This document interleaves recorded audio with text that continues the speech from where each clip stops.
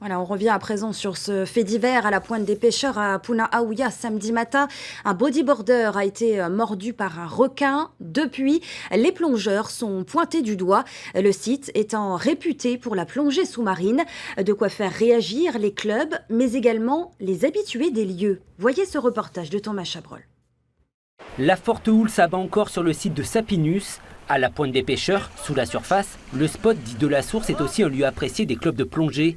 On peut y observer des raies, des tortues, mais aussi des requins. Et si le nourrissage est interdit par le Code de l'environnement depuis 5 ans, les clubs de plongée sont encore parfois soupçonnés. Des soupçons qui refont surface après l'attaque d'un squale sur un bodyboarder.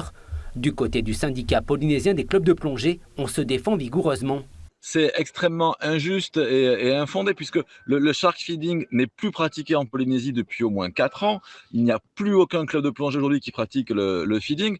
Et sur cette zone de Sapinus, il ne s'est jamais pratiqué.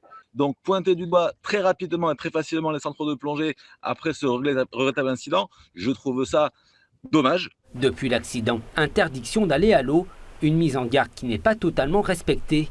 Lorsque la mer est plus calme, le site est aussi le terrain de jeu des passionnés de chasse sous-marine. Tua Manaroa pêche ici depuis 10 ans. Il a déjà aperçu plusieurs espèces de requins. L'année dernière, au mois d'octobre-novembre, j'étais venu tôt le matin. Je suis tombé sur du Reira, alors que je n'en avais jamais croisé au spot habituel où je vais pêcher. Cet habitué du site veut aussi défendre les lieux. Il y a 2 ans, il a interpellé des plaisanciers qui ne respectaient pas le code de l'environnement. Ils étaient deux à bord, ils étaient venus avec le GoPro et tout, et leur truc, quoi. Ils commençaient à faire leur feeding et moi j'étais en train de chasser là. Pêcheurs, surfeurs, plongeurs ont pourtant tous une passion commune pour l'océan, mais parfois c'est un peu chasse gardée selon les sites. Ça fait plusieurs mois qu'on déplore des incivilités, du vandalisme, des mouillages de plongée qui se font couper, des moniteurs qui se font agresser, qui se font menacer sous l'eau avec un pouipoui. On a connu ça. S'agit-il d'un requin-tigre comme l'assure la victime? Selon le spécialiste des requins Eric Lua, c'est plausible. Pour autant, ce grand prédateur ne s'attaque pas délibérément à l'homme.